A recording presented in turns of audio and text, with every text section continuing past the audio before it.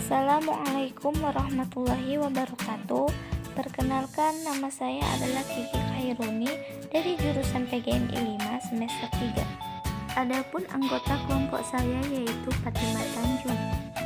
Dan yang terhormat adalah Ibu Aufa Yuni MA selaku dosen mata kuliah fikih atau usul.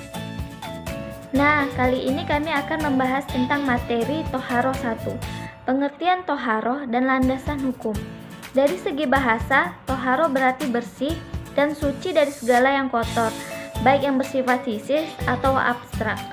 Sedangkan menurut syara, toharoh adalah menghilangkan hadas dan najis. Toharoh juga sering kali diartikan bersuci. Ada dua hal yang menjadi objek toharoh, yaitu hadas dan najis. Dari sini kita pun mengenal istilah bersuci dari hadas dan bersuci dari najis. Islam menempatkan masalah toharoh sebagai satu masalah penting yang tidak bisa dianggap remeh. Hal ini disebabkan oleh dua hal, yaitu pertama, toharoh menjadi syarat sahnya ibadah-ibadah tertentu, misalnya ibadah sholat. Yang kedua, alasan lain mengapa Islam menempatkan masalah toharoh sebagai urusan yang sangat penting adalah karena toharoh terkait langsung dengan masalah kebersihan. Nah, adapun benda-benda yang termasuk najis, yang pertama itu adalah bangkai. Pengertian bangkai menurut Sayyid Sabiq dalam fiqh sunnah ialah hewan yang mati dengan sendirinya atau hewan yang mati tidak disembelih menurut syariat Islam. Yang kedua itu adalah darah. Semua jenis darah yang mengalir hukumnya najis. Hanya ada dua darah yang dihalalkan oleh Allah Subhanahu wa Ta'ala, yaitu hati dan limpah. Yang ketiga itu ada babi dan anjing. Babi dan anjing termasuk hewan yang najis, karena alasan inilah Islam yang mengharamkan babi dan anjing untuk dikonsumsi. Yang keempat itu ada nanah.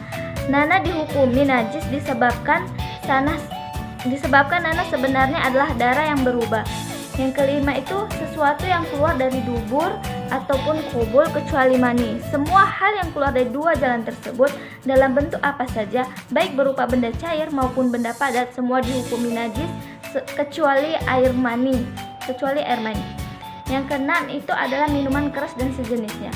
Khamar dan sejenisnya bukan hanya saja haram untuk dikonsumsi, akan tetapi benda ini juga dihukumi najis. Adapun cara mensucikan najis, yang pertama itu adalah najis mukhallaza atau najis berat. Apabila suatu benda terkena najis ini, maka benda itu hanya bisa disucikan dengan cara 7 kali, yang salah satunya diantaranya menggunakan debu merata pada seluruh tempat yang terkena najis. Yang kedua itu adalah najis mutawasita atau najis sedang.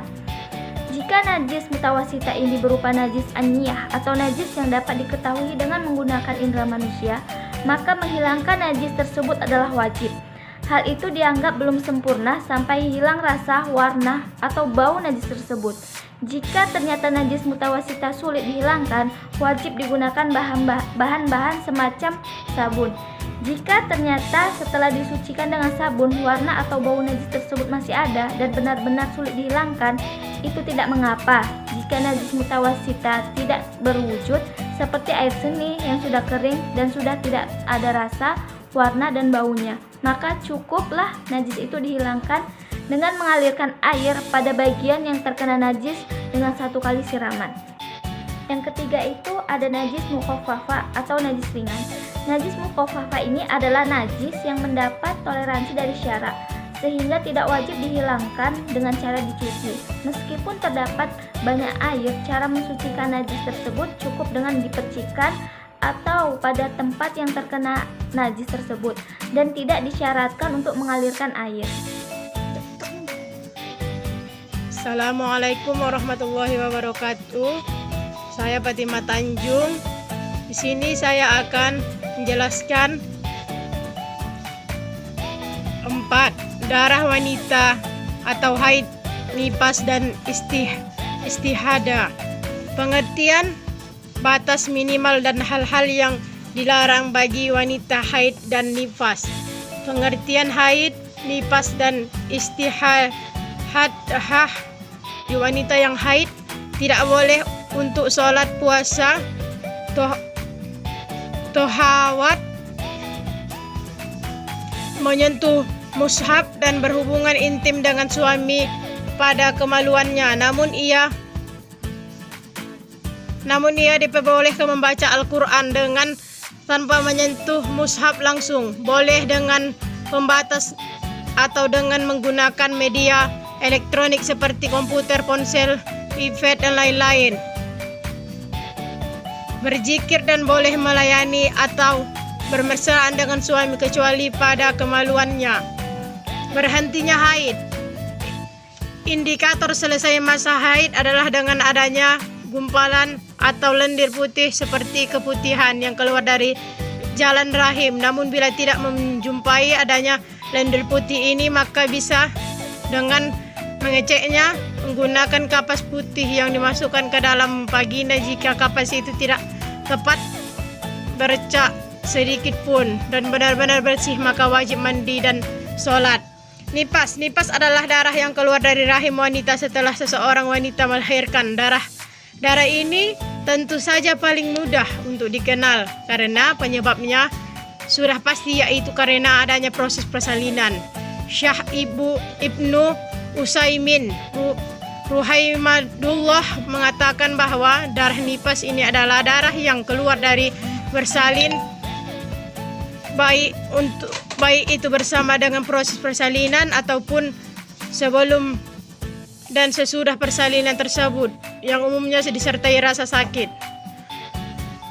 Batasan nipas: tidak ada batas nipas. Masa nipas jika kurang 40 hari darah tersebut berhenti, maka seseorang wajib mandi dan bersuci, kemudian sholat dan dihalalkan atas apa-apa yang dihalalkan bagi wanita yang suci. Adapun batasan, misalnya para ulama berbeda-beda pendapat tentang wanita ini yang nipas, juga tidak boleh melakukan hal-hal yang dilakukan oleh wanita haid, yaitu tidak boleh sholat, puasa, tahawab, menyentuh mushaf, dan berhubungan intim dengan suami pada kemaluannya.